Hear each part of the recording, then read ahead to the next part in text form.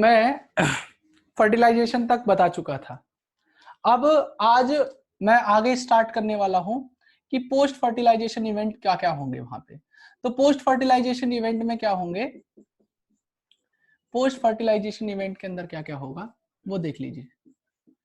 देखिए फर्टिलाइजेशन के अंदर क्या हुआ था, एक मेल गैमेट आया था, एक फीमेल गैमेट आया था, दोनों के बीच में फ्यूजन हुआ था, एक जाइगोट बन गया। तो ये जो जाइगोट था ये तो भाई एक सेल का था ना, it is made up of single cell. लेकिन हम लोग ह्यूमन की बात कर रहे हैं, ह्यूमन यूनिसेलुलर तो होते नहीं है, हम लोग मल्टी सेलुलर ऑर्गेनिज्म है। और मल्टी सेलुलर ऑर्गेनिज्म के अंदर तो पता नहीं कितनी कितनी मतलब मैं बात करूं तो ट्रिलियंस ऑफ सेल्स हैं जो हमारी बॉडी के अंदर प्रेजेंट है। वो कैसे फॉर्म होंगी तो उनकी बात यहाँ पे होने वाली है बेसिकली। तो यहाँ पे सबसे पहला क्या होगा कि ये जो एक सेल है ये किस तरीके से क्लीवेजेस करेगी। ठीक है, क्लीवेज करेगी। क्लीवेज का मतलब होता है यहाँ पे सेल डिवीजन करना। तो ये किस तरीके से सेल डिवीजन करेगी, गॉट इट। और सेल डिवीजन करने के बाद ये किस तरीके से अलग अलग स्ट्रक्चर्स को फॉर्म करेगी उनकी हम लोग बात करेंगे यहाँ पे। तो क्लीवेज करने के बाद ये क्या करती है, ये हमारा ब्लास्टुलेशन करती है, क्योंकि एक स्ट्रक्चर बनता है जिसे हम लोग ब्लास्टोसिस्ट या ब्लास्टुला कहते हैं, अभी बताऊंगा जब मैं आगे बढ़ूंगा। तो उसके बाद ये गैस्ट्रुलेशन करेगी, that is called gastrulation. Gastrulation के अंदर ये अलग अलग जर्म लेयर के अंदर गैस्ट्रुला को फॉर्म करेगी।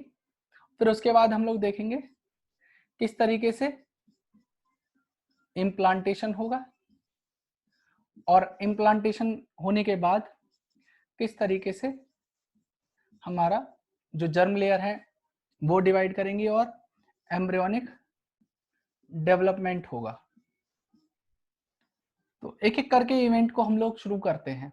तो सबसे पहले मैं क्लीवेज से ही शुरू करता हूं और उसके बाद एक एक करके इवेंट को मैं बताता चला जाऊंगा। तो जो मैं बोलूंगा उसको पहले ध्यान से सुनना है, और उसके बाद मैं चीजों के अंदर थोड़े थोड़े बदलाव करता चला जाऊंगा, क्योंकि चीजें एकदम मैं आपको वो बताऊंगा तो सर्टेनली समझ में ना आए। तो सबसे पहले मैं शुरुआत करता हूं क्लीवेजेस से, तो ध्यान से देखिए।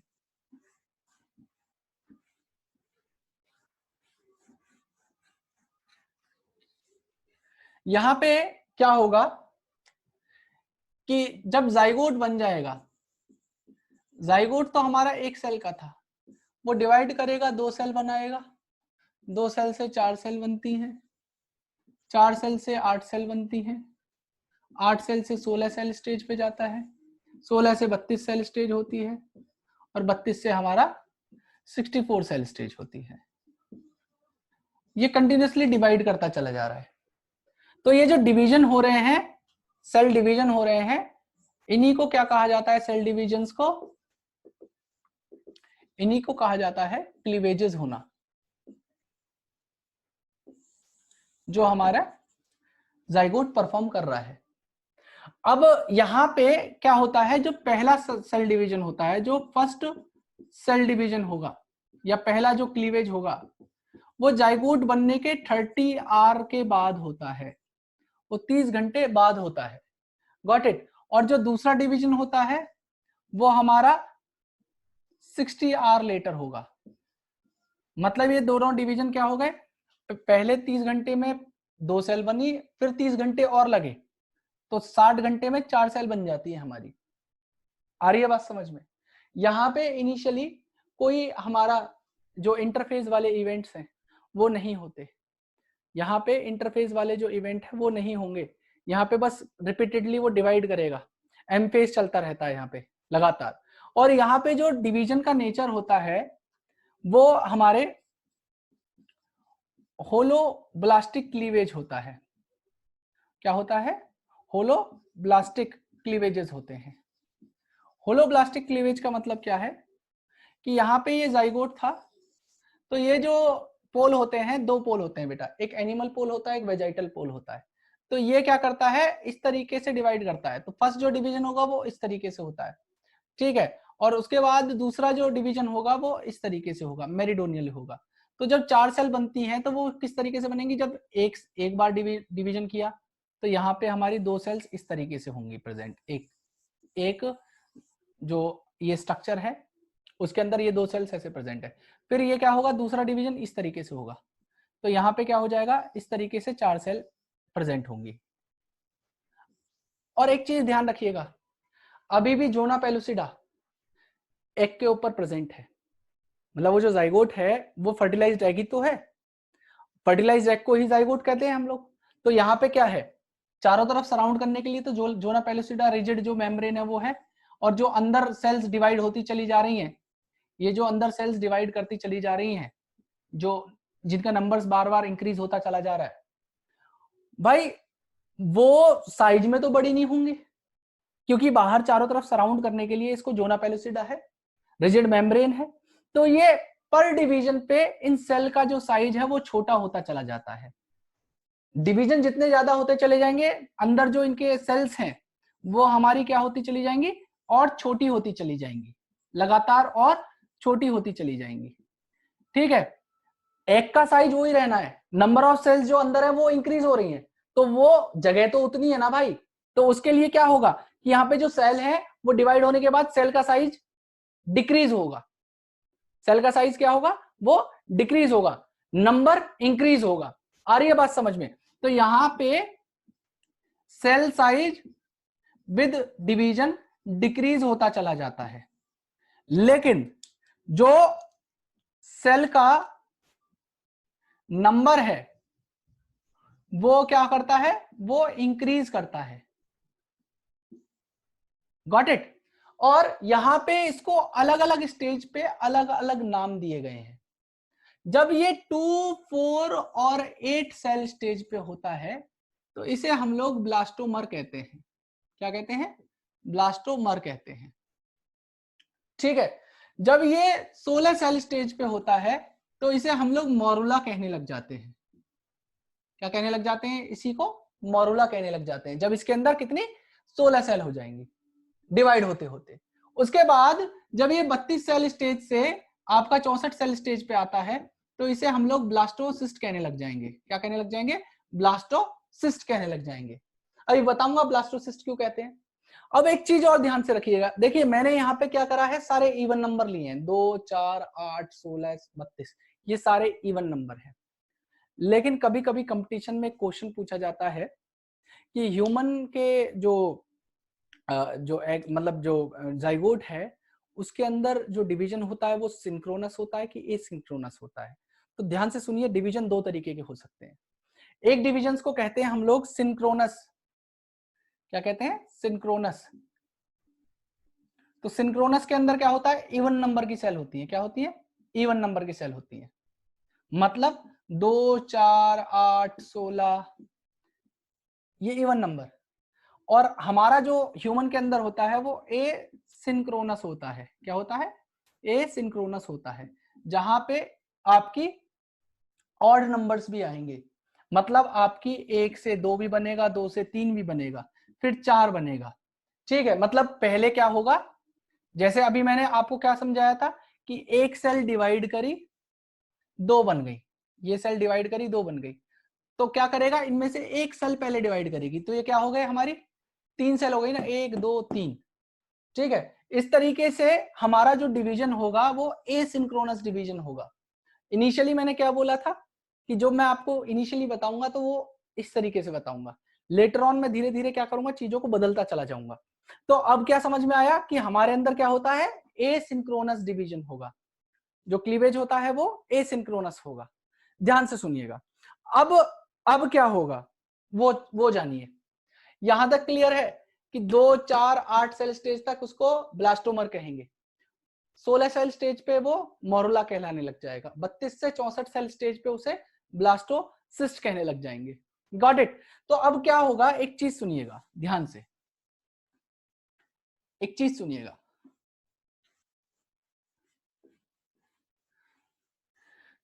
मैंने आपको बताया था कि जो फर्टिलाइजेशन की साइट होती है, जो फर्टिलाइजेशन होता है वो हमारा कहां पे होता है, वो हमारा होता है एम्पुलरी इस्थमिक जंक्शन पे। कहां पे होता है? एम्पुलरी इस्थमिक जंक्शन पे। तो ये थी वो site of fertilisation, site of fertilisation. तो ये साइट ऑफ फर्टिलाइजेशन पे यहां पे बन गया जाइगोट, मतलब एक सेल स्टेज पे। तो ये क्या करता है, लगातार डिवाइड करता हुआ, लगातार डिवाइड करता हुआ आपका इस तरफ मूव कर रहा होता है, इसके अंदर डिवीजन हो रहे होते हैं और ये आपका यूट्रस की तरफ मूव करेगा। क्यों? क्योंकि भाई इंप्लांटेशन तो इस एंडोमेट्रियल वॉल से होना है, इसका इंप्लांटेशन तो इस एंडोमेट्रियल वॉल से होना है। तो ये क्या करता है, ये डिवाइड करता रहेगा और इस तरफ बढ़ता रहेगा। और जब ये मोरुला वाली स्टेज पे आएगा, 16 सेल स्टेज पे आता है, तो यहाँ पे क्या होता है कि ये जो जोना पेलुसिडा थी, और जोनास पेलुसिडा के अंदर ये जो हमारा ब्लास्टोमर प्रेजेंट है जिसके पास 16 सेल हैं, जिसके पास 16 सेल हैं, ये क्या करता है, इसके अंदर एक स्लिट डेवलप करेगा। यहां पे क्या करेगा, एक स्लिट डेवलप करेगा, किसमें, जोना पेलुसिडा में। और क्या करता है, ये जो स्ट्रक्चर है हमारा, ये इस स्लिट से बाहर निकलने की कोशिश करता है, स्क्वीज आउट करके। क्या करता है, स्क्वीज आउट करने की कोशिश करता है। और जब ये इससे बाहर निकलता है तो उस टाइम पे प्रोबेबिलिटी हो सकती है कि ये जो मोरुला है अंदर, ये जो मोरुला इसके अंदर प्रेजेंट है, ये क्या कर दे, ये ब्रेक डाउन भी हो जाए। और ब्रेक डाउन करके यहां पे हमारे मोनोजाइगोटिक ट्विन भी बन सकते हैं। क्या बन सकते हैं, मोनोजाइगोटिक ट्विन भी बन सकते हैं। और ये जो इवेंट हुआ जिसमें से ये जो मोरुला वाला स्ट्रक्चर था, स्लिट डेवलप करी जोना पेलुसिडा में और बाहर स्क्वीज आउट होकर निकलने की कोशिश करी, इसी इवेंट को कहा जाता है हैचिंग।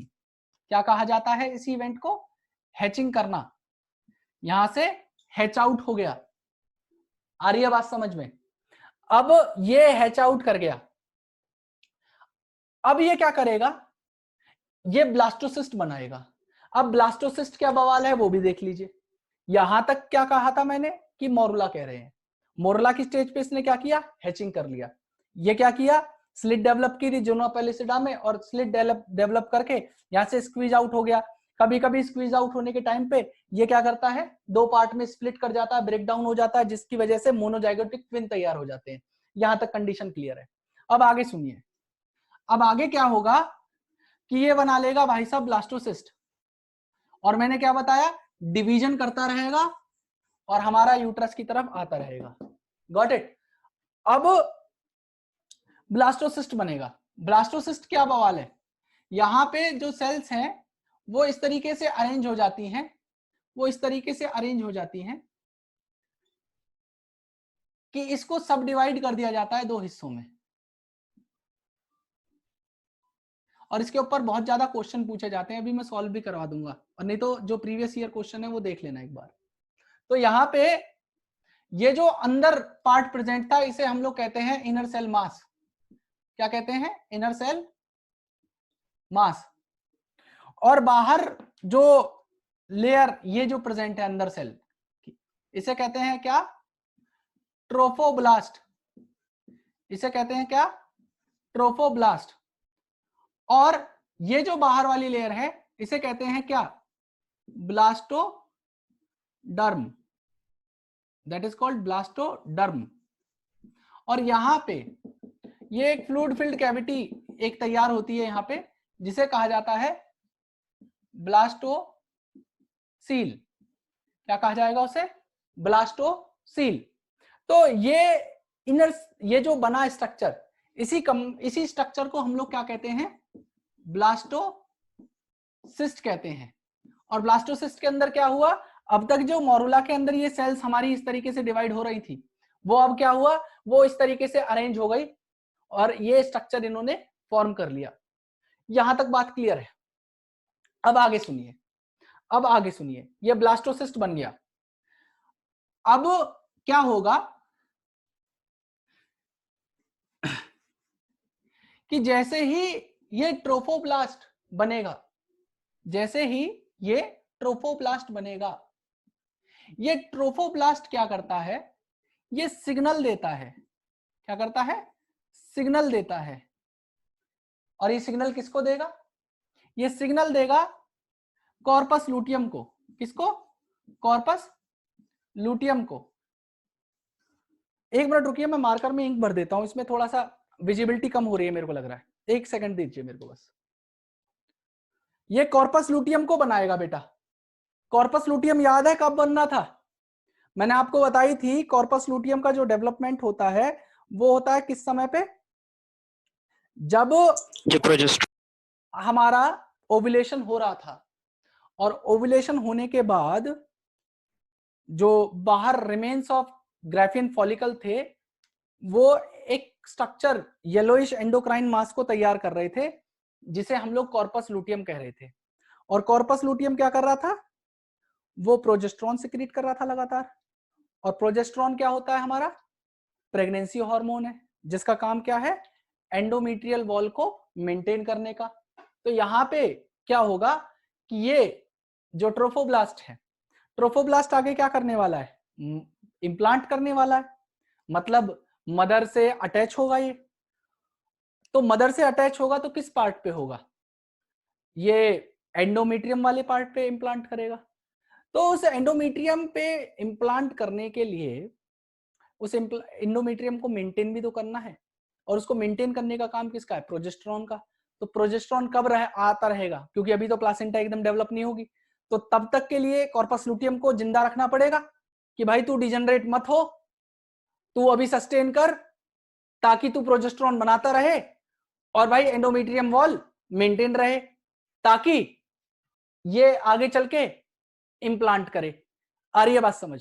तो यहां पे क्या करेगा, ये सिग्नल देगा ट्रोफोब्लास्ट, ये क्या करेगा, सिग्नल देगा किसको, कॉर्पस लूटियम को, ताकि ये क्या करे, ये सस्टेन करे, और सस्टेन करके लगातार प्रोजेस्टेरॉन को बनाता रहे ताकि प्रोजेस्टेरॉन क्या करे, मेंटेन रखे किसको, एंडोमेट्रियल वॉल को, एंडोमेट्रियल वॉल को, और it is the active site of implantation. तो यहां तक तो मेरे हिसाब से चीजें क्लियर होंगी। अब एक चीज और करता है ट्रोफोब्लास्ट, एक चीज और करेगा, वो एक हार्मोन बनाने लगता है जिसे हम लोग HCG कहते हैं, HCG कहते हैं, ये ट्रोफोब्लास्ट ही करेगा। ये जो HCG होता है इसकी फुल फॉर्म है ह्यूमन कोरियोनिक गोनेडोट्रोफिन। ये जो ह्यूमन कोरियोनिक गोनेडोट्रोफिन है इसका रेलेवेंस होता है किसमें, प्रेगनेंसी टेस्ट में। किसके अंदर, प्रेगनेंसी टेस्ट के अंदर। और इस टेस्ट को ग्रेविडेक्स टेस्ट भी कहा जाता है। इसके अंदर क्या होता है कि ये जो ह्यूमन कोरियोनिक गोनेडोट्रोपिन है ये थोड़ी थोड़ी अमाउंट में ये यूरिन के अंदर भी इसका प्रेजेंस हो जाता है। तो ये देखने के लिए कि प्रेगनेंसी है या नहीं तो हम प्रेगनेंसी टेस्ट करते हैं। प्रेगनेंसी टेस्ट के अंदर यूरिन की कुछ ड्रॉप्स को लिया जाता है और एक किट होती है, उस किट के अंदर उस ड्रॉप को डाला जाता है, और उसको ड्रॉप को डालने के बाद वहां पे उस किट के अंदर ऑलरेडी पहले से ही एंटी HCG एंटीबॉडीज होती हैं। क्या होती है, एंटी HCG एंटीबॉडीज होंगी। तो अगर वहां पे HCG प्रेजेंट हुआ यूरिन के अंदर तो वो जो एंटी HCG एंटीबॉडीज हैं वो HCG के साथ बाइंड कर जाएंगे, क्योंकि HCG एक एंटीजन के तौर पे काम कर रहा है। तो वहां पे एंटीजन एंटीबॉडी कॉम्प्लेक्स बन जाएगा अगर HCG प्रेजेंट है तो। और HCG कब प्रेजेंट होगा, जब भाई ये ट्रोफोब्लास्ट बनेगी। आ रही है मेरी बात समझ में। तो जैसे ही वो एंटीजन एंटीबॉडी कॉम्प्लेक्स बनता है वहां पे एक उस रिएक्शन का कलर फॉर्मेशन हो जाती है, उसके अंदर बैंड्स आ जाते हैं। वो जो प्रेगनेंसी टेस्ट किट होती है उसके अंदर बैंड आ जाते हैं और उसके बेसिस पे पता चल जाता है कि भाई वो पॉजिटिव है कि नेगेटिव है। ठीक है, तो क्या था, इस तरीके की कुछ किट थी। ठीक है, यहां पे स्लॉट दिया होता है, यहां इस स्लॉट से यूरिन ड्रॉप ली जाती है और यूरिन के अंदर अगर HCG प्रेजेंट है, और HCG कब होगा, जब ट्रोफोब्लास्ट बनी होगी। और ट्रोफोब्लास्ट कब नहीं होगी, जब फर्टिलाइजेशन हुआ होगा। तो यहां पे ये जब डाली गई तो क्या होगा कि इसके अंदर ऑलरेडी सी performed anti HCG antibody present है, और एंटी एचसीजी एंटीबॉडी क्या करेंगी, अगर एचसीजी प्रेजेंट है तो उनके साथ बाइंड करेंगी और यहाँ पे कलर बैंड आ जाते हैं, यहाँ पे बैंड फॉर्मेशन हो जाती है, जिसकी वजह से पता चल जाता है कि ये जो टेस्ट है ये पॉजिटिव हुआ कि नेगेटिव हुआ।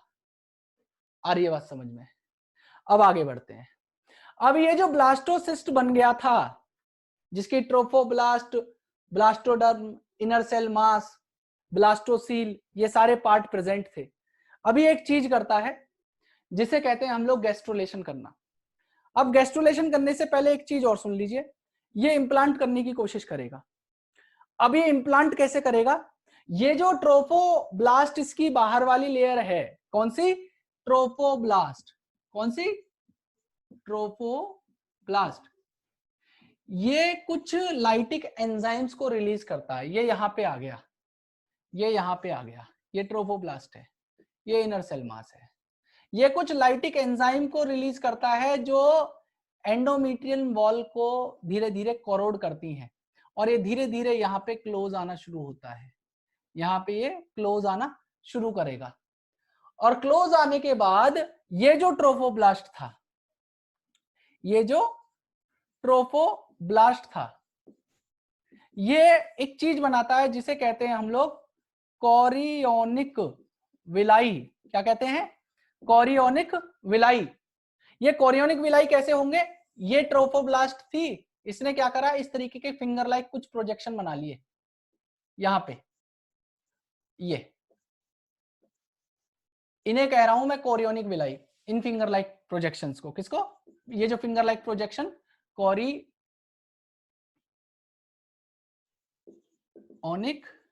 विलाई।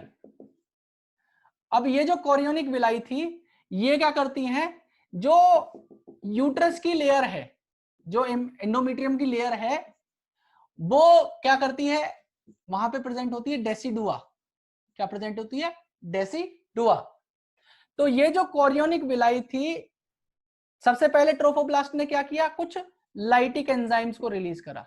उन लाइटिक एंजाइम ने क्या किया, इस एंडोमेट्रियम वॉल को ऊपर से थोड़ा सा कोरोड कर दिया। उसके बाद क्या किया, इस ट्रोफोब्लास्ट ने ही कोरियोनिक विलाई बना ली, और ये कोरियोनिक विलाई किसके साथ, ये जो डेसिडुआ वाला पार्ट था उसके साथ आता है, और इस तरीके से इंटरडिजिटेट कर जाता है। क्या कर जाता है, इंटरडिजिटेट करता है। इंटरडिजिटेट का मतलब क्या है, इधर से कोरियोनिक विलाई और इधर से मैटरनल टिश्यू, यहां पे ऐसे, ये यहां पे इंटर, टर्म क्या यूज कर रहा हूं, इंटर डिजिटेट करना, डिजिटेट करना, इंटर डिजिटेट कर जाएंगे, और ये दोनों टिश्यू मिलके क्या बना लेंगे आगे चल के, ये प्लासेंटा को बनाएंगे, और धीरे धीरे मैटरनल टिश्यू इसको सराउंड करने लग जाएगी, धीरे धीरे इसको सराउंड करने लग जाएगी। अब ये जब अटैच हो जाएगा, क्या हो गया, इसका इम्प्लांटेशन हो गया। तो इम्प्लांटेशन करने के बाद ये क्या करेगा, ये गैस्ट्रुलेशन करेगा। गैस्ट्रुलेशन का मतलब है ये मॉर्फोजेनेटिक मूवमेंट शो करेगा। अब कैसे मूवमेंट होंगे वो देखिए। भाई मैंने आपको बताया कि इसके अंदर कितने पार्ट हैं, ये इनर सेल मास जो लेयर है, इनर सेल मास जो लेयर है, ये क्या करती है, ये कुछ सेल्स को क्या करती है, आगे पीछे मूव कर लेती है। मतलब इस तरीके से आगे पीछे सेल्स का रीअरेंजमेंट होता है।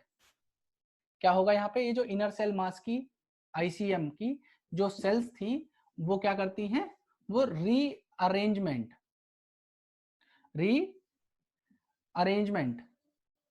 यहां पे शो करेंगी। और ये जो रीअरेंजमेंट होता है इसी को कहा जाता है मॉर्फोजेनेटिक मूवमेंट, मॉर्फोजेनेटिक मूवमेंट। और इसकी वजह से क्या होता है, यहां पे कुछ ऐसा स्ट्रक्चर आपको देखने को मिलेगा। किस तरीके का, यहां पे मैं थोड़ा सा डायग्राम को क्लियर करके बनाता हूं। यहां पे कुछ इस तरीके का आपको स्ट्रक्चर देखने को मिलेगा। देखिए यहां पे ये मॉर्फोजेनेटिक मूवमेंट करने के बाद की स्टेज बता रहा हूं मैं। यहां पे 2 सेल लेयर बन जाएंगी।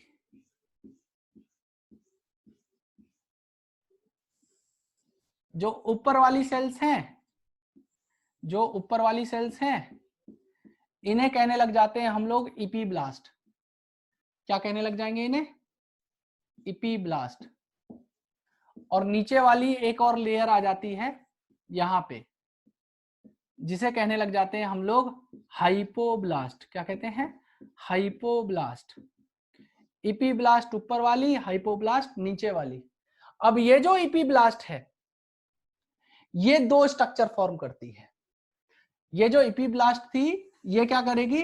2 स्ट्रक्चर को फॉर्म करेगी। ध्यान से देखिएगा, ये आगे चल के ये इपीब्लास्ट एक तो कैविटी फॉर्म करेगी जिसे कहेंगे हम लोग एमनियन। एमनियन जिसे हम लोग एमनियोटिक कैविटी कहते हैं। जो ये बन गई है, ये जो कैविटी है, ये सारी क्या है? ये एमनियन। और दूसरी चीज ये क्या करेगी? तीनों जर्म लेयर बनाएगी। जो तीनों जर्म लेयर थी, मतलब आप मोर ओवरऑल ये कह सकते हो, ये एक फीटस को बना देगी पूरी। और जर्म लेयर कौन कौन सी होती हैं?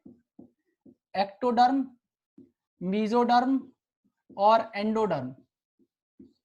मतलब एक्टोडर्म बॉडी के कुछ पार्ट्स को बनाएगी, जैसे हमारी स्किन, नर्वस सिस्टम। हमारी मीजोडर्म बनाएगी जैसे ब्लड वेसल्स, बोन्स। एंडोडर्म बनाएगी जैसे गैस्ट्रोइंटेस्टाइनल ट्रैक्ट, जो मेजर विसरल ऑर्गन्स है। तो ये सारी जर्म लेयर मिलके बॉडी के अलग अलग पार्ट्स को फॉर्म करेंगी। सबका अपना अपना एक फेट होगा। तो ये सारी जर्म लेयर आगे चल के तो ऑर्गन बना रही है, तो ऑर्गन सारे एक साथ एसोसिएटेड है ना भाई। तो वो तो एक ऑर्गेनिज्म को फॉर्म कर रहे हैं, और ऑर्गेनिज्म कौन है? फीटस। और ये जो हाइपोब्लास्ट बनी, ये जो हाइपोब्लास्ट बनी, ये हाइपोब्लास्ट क्या करती है? ये 2 चीज बनाएगी। एक को कहेंगे हम लोग एलेंटॉइस। एलेंटॉइस जो आगे चल के ब्लड वेसल्स बन जाएंगी। किसकी? अम्बिलिकल कॉर्ड की। और अम्बिलिकल कॉर्ड अभी मैं एक्सप्लेन करूंगा। और दूसरा पार्ट बनाएंगी ये, जिसे हम लोग कहते हैं यॉक्सेक। यॉक्सेक। देखिए, यॉक्सेक की कोई रिक्वायरमेंट नहीं होती है। यॉक्सेक जनरली बर्ड्स के अंदर बहुत ज्यादा बड़ा होता है। जो मैमल्स का यॉक्सेक है, वो उसकी एज सच कोई डिमांड नहीं है। क्योंकि देखिए, एग्स के, जो बर्ड्स के एग हैं, वहां पे क्या होता है, उनका जो एम्ब्रियोनिक डेवलपमेंट होता है वो आउटसाइड द बॉडी होता है। क्योंकि वो क्या है? ओविपेरस है। वो एग्स को बाहर ले कर देंगे, तो उनको मदर से कोई ऐसा अटैच तो होते नहीं है वो एग्स। तो उनको अपने ग्रोथ के लिए, न्यूट्रिशन के लिए किसकी जरूरत होगी? यॉक्सेक की जरूरत होगी। इसलिए एग्स जो बर्ड के होते हैं, वहां पे यॉक्सेक ज्यादा बड़ा होता है। ह्यूमंस के अंदर यॉक्सेक की रिक्वायरमेंट नहीं है। क्यों? क्योंकि यहाँ पे प्लासेंटा है न्यूट्रिशन प्रोवाइड करने के लिए। Got it? तो यहाँ पे हालांकि प्रिमिटिव यॉक्सेक छोटा मोटा थोड़ा सा प्रेजेंट होगा, लेकिन उसका कोई ऐसा फंक्शन नहीं है। एलेंटॉइस ब्लड वेसल्स फॉर्म कर लेगा। अब एमनियन की बात करता हूं मैं। तो एमनियन क्या होता है, उसको समझने के लिए आप इधर देखिए। देखिए इधर, आपका जो बुक के अंदर कुछ डायग्राम दे रखा होगा, जो इस तरीके का होगा। ये मदर की चारों तरफ से प्लासेंटा और ब्लड वेसल्स ने जो है सराउंड कर लिया। यहां से एक अम्बिलिकल कॉर्ड आ रही है जिससे ये फीटस अटैच है। ये फीटस है, ये अम्बिलिकल कॉर्ड से अटैच है। तो इस अम्बिलिकल कॉर्ड की ब्लड वेसल्स को एलेंटॉइस ने बना दिया। आ रही है बात समझ में? साथ में इनके यॉक्सेक भी अटैच होता है थोड़ा सा। और इनकी जो एमनियन है, एमनियन क्या है? ये सारा पार्ट जो इस फीटस को सराउंड करके रखेगा, इसी को कहते हैं एमनियोटिक कैविटी। और इसके अंदर एक फ्लूइड होता है जिसे कहते हैं एमनियोटिक फ्लूइड। और ये जो एमनियोटिक फ्लूइड है, ये एज अ शॉक एब्जॉर्बर काम करता है। ये क्या काम करता है? शॉक एब्जॉर्बर की तौर पे काम करेगा और जो एब्रेशंस होंगे उससे फीटस को बचाएगा। क्योंकि भाई प्रेगनेंसी के समय पे आप एक बात बताइए, मदर तो बहुत सारे काम करती है, वो सीढ़ियां भी चढ़ रही है, वो पोछा भी लगा रही है, वो घर के सारे काम कर रही है, तो फिजिकल एक्टिविटी करने में तो ये फीटस तो अंदर ये मदर वॉल से टकराता रहेगा और ये लगातार टकराता रहेगा, उसकी वजह से वो इंजर्ड भी तो हो सकता है। तो उस इंजरी से, उस मैकेनिकल इंजरी से बचाने के लिए यहाँ पे चारों तरफ इसको सराउंड करता है क्या, एमनियोटिक फ्लूइड। और एमनियोटिक फ्लूइड कितना हो सकता है, 750 ml से लेके 1 लीटर तक प्रेजेंट होता है। कितना, 750 ml से 1.5 लीटर तक भी हो सकता है। और यहां पे अगर 500 ml से नीचे एमनियोटिक फ्लूइड प्रेजेंट होगा तो उस कंडीशन में ये जो फीटस है ये सरवाइव नहीं करता। Got it. और इस एमनियोटिक फ्लूइड का एक और रोल है, ये जो जब डेवलपमेंट हो रहा होता है फीटस का पार्शियली माउथ ओपन रहता है, तो उस टाइम पे ये फ्लूइड अंदर जा रहा होता है और ऑर्गन्स जैसे लंग्स उनकी डेवलपमेंट करवाने में इसका बहुत इंपॉर्टेंट रोल है।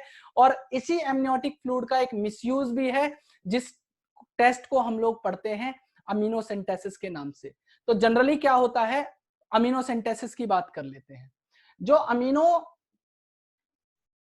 सेंटेसिस है ये एक प्रीनेटाल सेक्स डिटर्मिनेशन टेस्ट होता है जिसमें इस एमनियोटिक फ्लूइड को इंजेक्शन के थ्रू बाहर निकाल लिया जाता है, मदर की यूट्रस वाले पार्ट से बाहर से निकल जाएगा।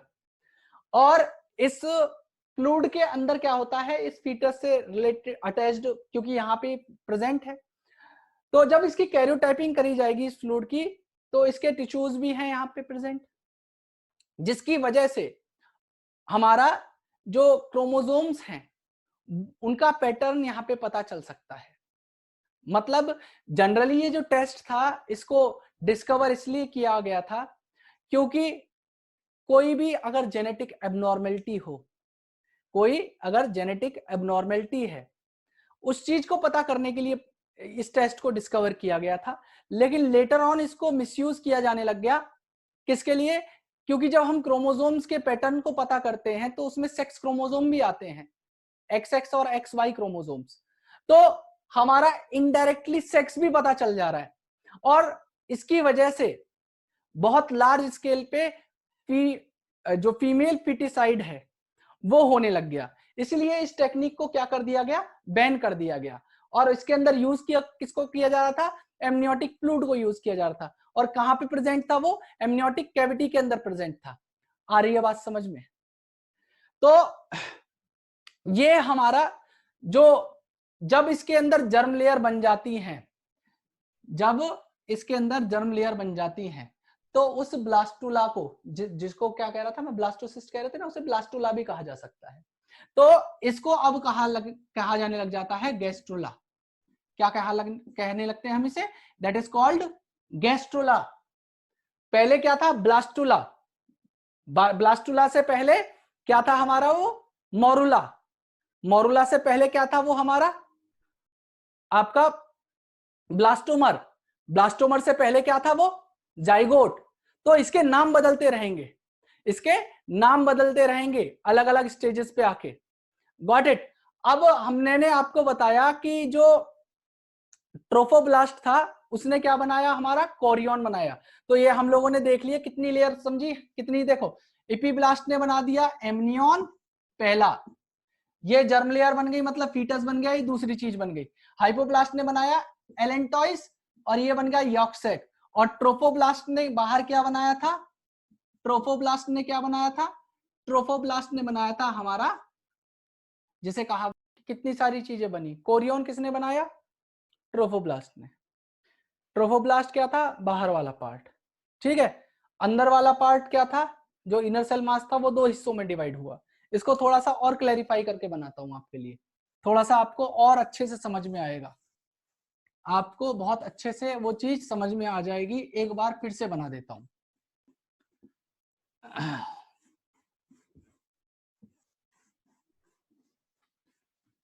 मैंने क्या बताया कि ये था क्या, ब्लास्टोसिस्ट। ब्लास्टोसिस्ट की बाहर वाली लेयर ट्रोफोब्लास्ट। ट्रोफोब्लास्ट के अंदर क्या था? Inner cell mass. ये इनर सेल मास वाली जो सेल्स थी, इन्होंने क्या किया? मॉर्फोजेनेटिक मूवमेंट किया, और मॉर्फोजेनेटिक मूवमेंट करके क्या किया? दो लेयर बन गई। कौन सी? एक बन गई इपीब्लास्ट और दूसरी को कहा हम लोगों ने हाइपोब्लास्ट। ये ऊपर वाली इपी और नीचे वाली हाइपो। ठीक है, तो ये जो इपीब्लास्ट वाली थी, इसने दो चीज बनाई। एक तो सबसे पहला फीटस ही बना पूरा इस लेयर से, और दूसरा बना क्या? एमनियन। और एमनियन के अंदर क्या होता है? एमनियोटिक कैविटी होती है, जहां पे फ्लूइड प्रेजेंट होता है, एमनियोटिक फ्लूइड प्रेजेंट होता है, जिसके अंदर ये जो फीटस है वो सबमर्ज प्रेजेंट होगा। दूसरी चीज बताई मैंने क्या? हाइपोब्लास्ट। हाइपोब्लास्ट क्या बनाएगा? दो पार्ट को बनाएगा, जिसे मैं कह रहा था एलेंटॉइस। एलेंटॉइस क्या कर रहा था? Blood vessels of umbilical cord बना रहा था, और दूसरा पार्ट था क्या? यॉक सैक, जिसकी कोई रिक्वायरमेंट हमारे ह्यूमंस के अंदर नहीं होती, लेकिन प्रेजेंट होता है। और इसके अलावा ये बाहर वाली लेयर क्या थी हमारी? ट्रोफोब्लास्ट। ट्रोफोब्लास्ट ये क्या बना रही थी? ये बना रही थी कोरियन। क्या बना रही थी? कोरियन। कोरियन आगे चल के क्या बना रहा था? Chorionic villi. क्या बना रहा था? Chorionic villi. और ये जो कोरियोनिक विलाई था, ये किसके साथ? मेटरनल टिश्यू के साथ। किसके साथ? मेटरनल टिश्यूज, जिसे मैं क्या कह रहा था? डेसिडुआ। डेसिडुआ कहां पे? जो यूट्रस की लाइनिंग थी। तो ये कोरियोनिक विलाई और ये मेटरनल टिश्यू, ये आपस में क्या कर रहे थे? ये आपस में इंटरडिजिटेट कर रहे थे। क्या कर रहे थे? इंटरडिजिटेट कर रहे थे। और इंटरडिजिटेट करने के बाद ये क्या कर रहे थे? ये प्लासेंटा बना रहे थे। क्या बना रहे थे? प्लासेंटा बना रहे थे। अब ये प्लासेंटा बन गई। अब प्लासेंटा क्या होती है और उसके फंक्शन क्या होंगे, उसकी बात करते हैं।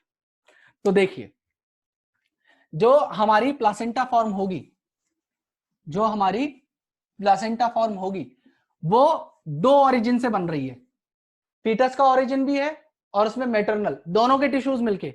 अकेले ना फीटस बना रहा प्लासेंटा को, ना मदर अकेले प्लासेंटा को बना रही। प्लासेंटा, मदर और फीटल दोनों के टिश्यूज साथ में आ रहे हैं, प्लासेंटा को बना रहे हैं। अब placenta is what? It is the structural and functional unit of या between mother and foetus. Mother और फीटस के बीच में स्ट्रक्चरल और फंक्शनल यूनिट प्लासेंटा होती है। और you can say placenta is also a barrier which is present between a mother and foetus. लेकिन इसके बहुत सारे रोल हैं। अब रोल की बात कर लेते हैं प्लासेंटा की।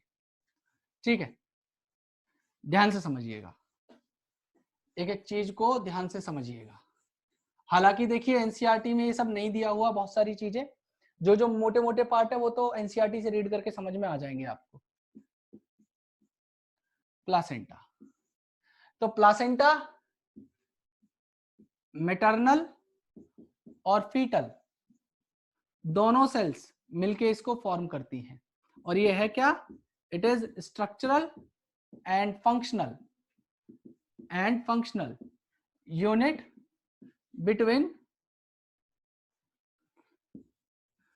मदर एंड फीटस, जो एक तौर पे बैरियर का काम करेगा।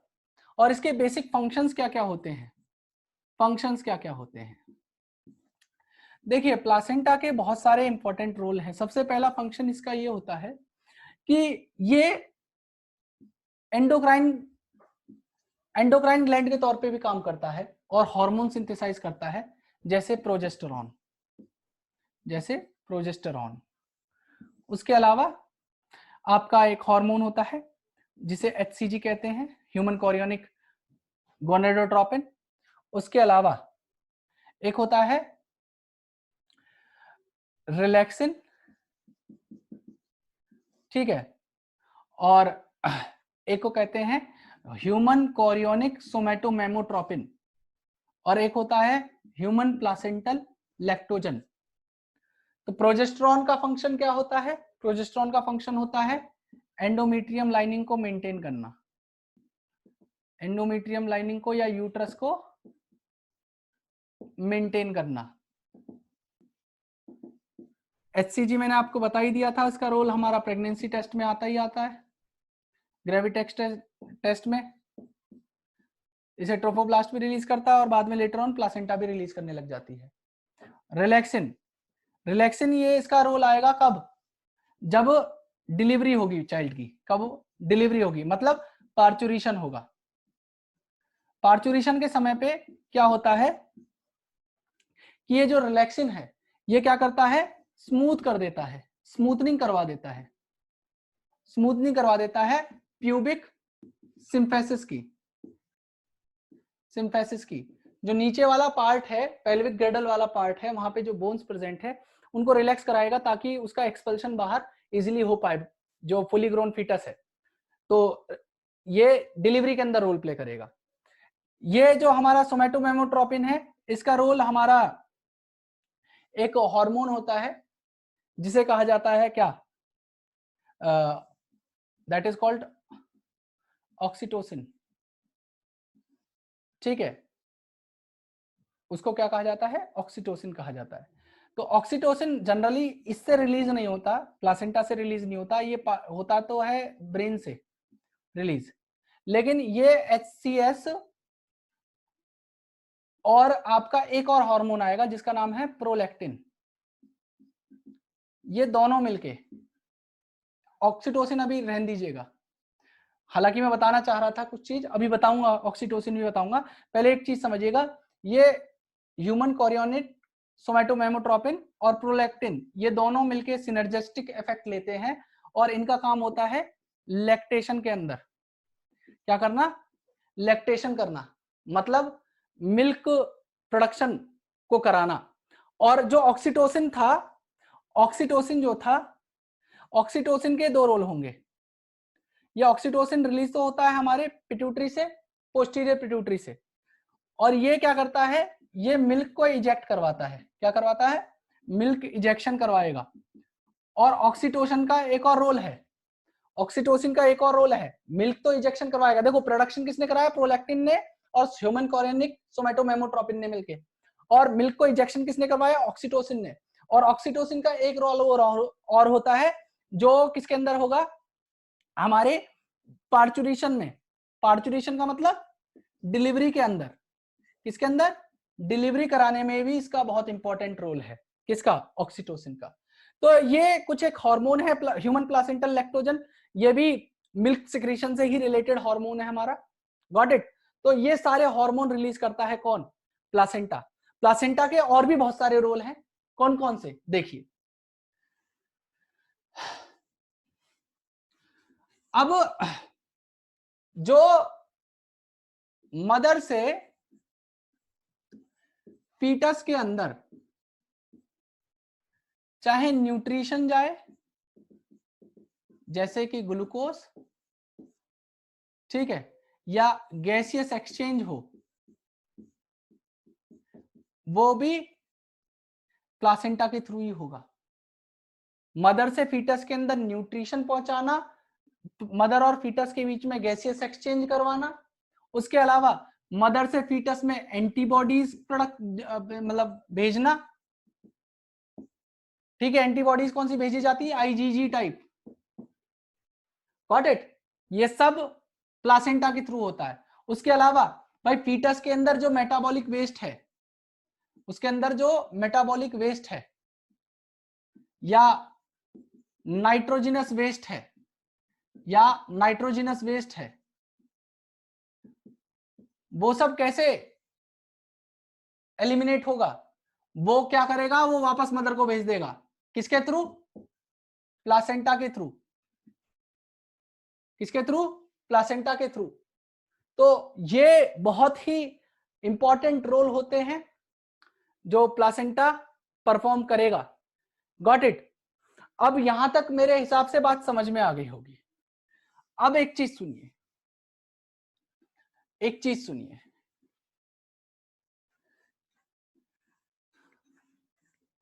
प्लासेंटा बन गई, प्लासेंटा के फंक्शन समझ में आ गए। अब क्या होता है कि जो पहले 3 महीने होते हैं, देखो पहले 3 महीने क्या, पहले तो ये जान लीजिए कि एक चीज होती है जिसे कहा जाता है जेस्टेशन पीरियड या जेस्टेशन। जेस्टेशन का मतलब होता है कि वो पीरियड जहां पे मदर के अंदर जो फीटस है वो डेवलप करेगा।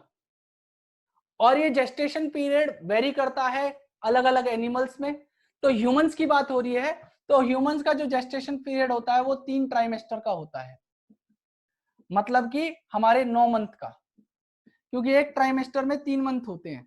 तो 9 मंथ का जो है हमारा जेस्टेशन पीरियड होता है। तो अगर इसको डेज में काउंट कर दिया जाए तो आप एक काम कर सकते हो, सीधा सीधा एक मंथ में कितने डेज होते हैं उसको काउंट करके, वीक्स को काउंट करके इंटू 7 कर लीजिए, वो हमारे डेज हो जाएंगे। क्योंकि एक मंथ में हो गए 4 वीक, तो 9 इंटू 4 36, 36 इंटू 7 कर दीजिए। तो ऑन एंड अराउंड आपका 266 से 280 डेज के बीच में जो है वो जेस्टेशन पीरियड होता है, उसके बाद ही डिलीवरी होगी। Got it.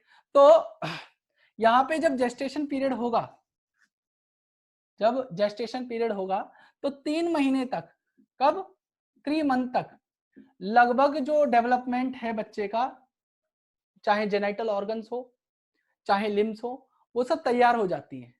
और ये जो पीरियड होता है इस टाइम पे फीटस बहुत ज्यादा ससेप्टेबल होता है, ससेप्टेबल होता है किसी भी केमिकल मॉलिक्यूल से।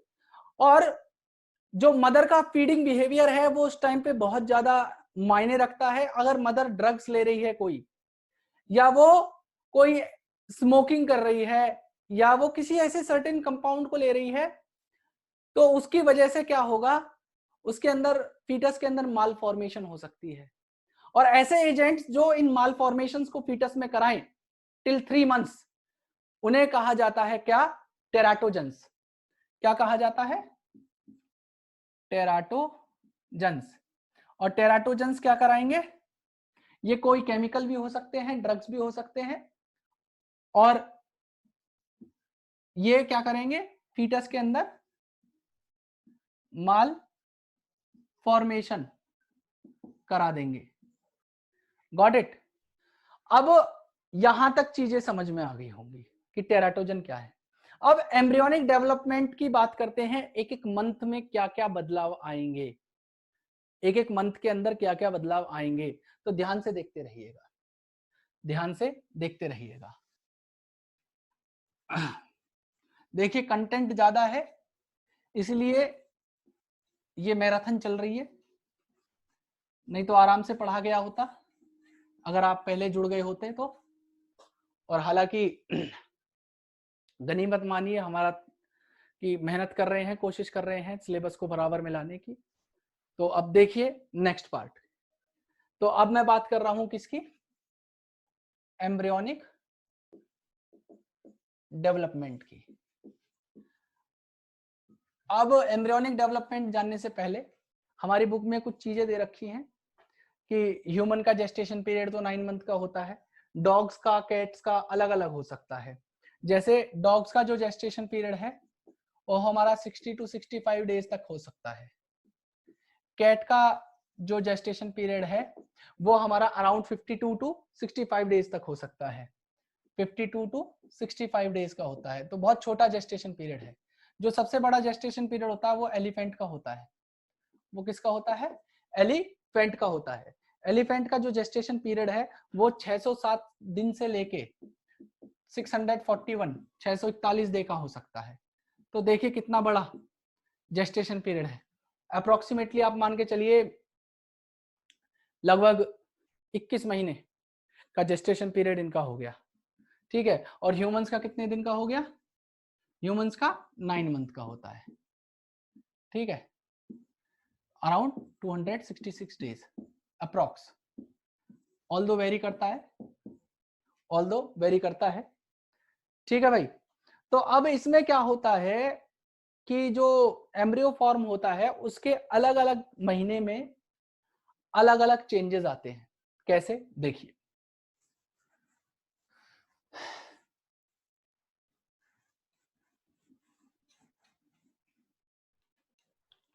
सबसे पहले मैं लिख रहा हूं फर्स्ट मंथ की बात।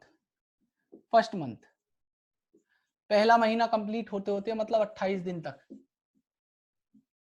हमारा जो है हर्ट फॉर्मेशन हो जाती है। तो आप हार्ट बीट सुन सकते हो पहले मंथ के अंदर ही, हार्ट फॉर्मेशन पहले मंथ में ही हो जाती है। उसके अलावा हमारे जो सेकेंड मंथ होता है, सेकेंड मंथ होते होते आपकी जो लिम्स हैं और डिजिट हैं वो डेवलप कर जाती हैं, ठीक है। तो सेकेंड मंथ होते होते जो लिम्स हैं, four limbs and hind limbs and digits, digits का मतलब होता है फिंगर्स, ये डेवलप कर जाती हैं। फिर तीसरा मंथ होते होते थर्ड मंथ, थर्ड मंथ का मतलब हो गया फर्स्ट ट्राइमेस्टर, फर्स्ट ट्राइमेस्टर। और फर्स्ट ट्राइमेस्टर कंप्लीट होते होते क्या होगा, हमारे मेजर ऑर्गन्स फॉर्म हो जाएंगे बॉडी के, और साथ में लिम्स भी पूरी कंप्लीटली डेवलप कर जाएंगी, और एक्सटर्नल जेनाइटल ऑर्गन भी वेल डेवलप कर जाते हैं। तो इसमें थर्ड मंथ होते होते क्या करता है, जो हमारे मेजर ऑर्गन सिस्टम है वो डेवलप कर जाएगा। उसके अलावा लिम्स पूरी डेवलप कर जाएंगी, डिजिट्स भी पूरी डेवलप कर जाएंगी। उसके अलावा एक्सटर्नल जेनाइटल ऑर्गन्स भी प्रॉपरली डेवलप कर जाते हैं। कौन सा, थर्ड मंथ होते होते वेल डेवलप हो जाएंगे।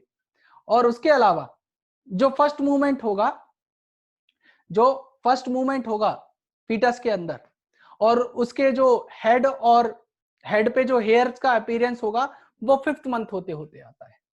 तो फिफ्थ मंथ होते होते क्या होगा, फर्स्ट मूवमेंट वो शो करेगा फीटस, और उसके अलावा अपीयर होंगे हेयर्स ऑन हेड, हेड के ऊपर हेयर्स आने शुरू हो जाएंगे।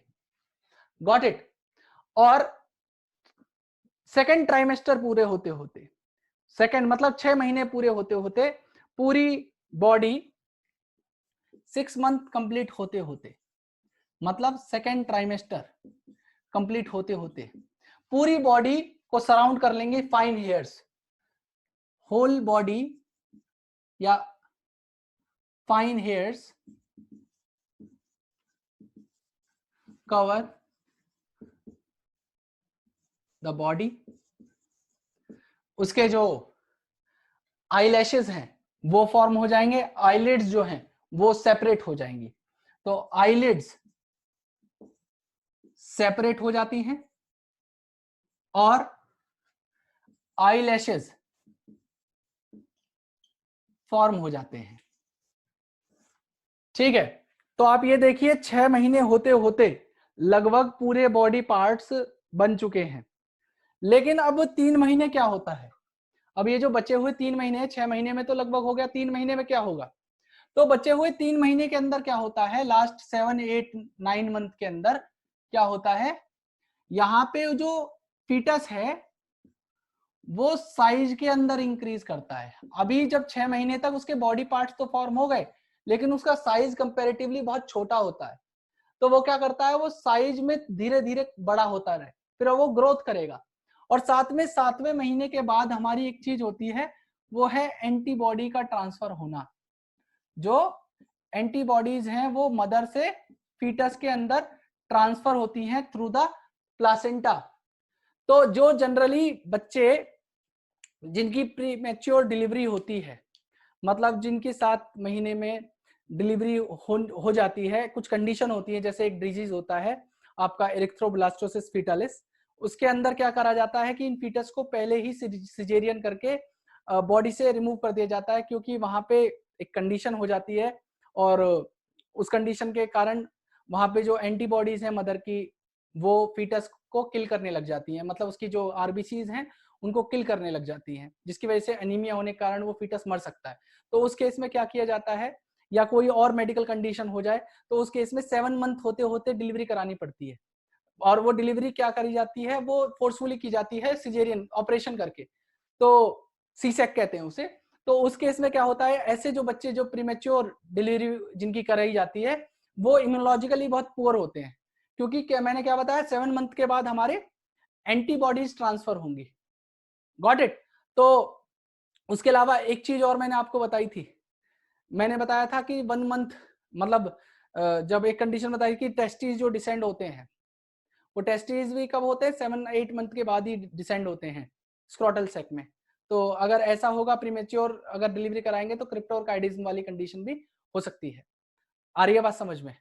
तो ये आपका पूरा पार्ट है, ठीक है, जो मेरे को आपको समझाना था। और किसी को कोई चीज समझ में ना आई हो तो आप लोग पूछ सकते हो।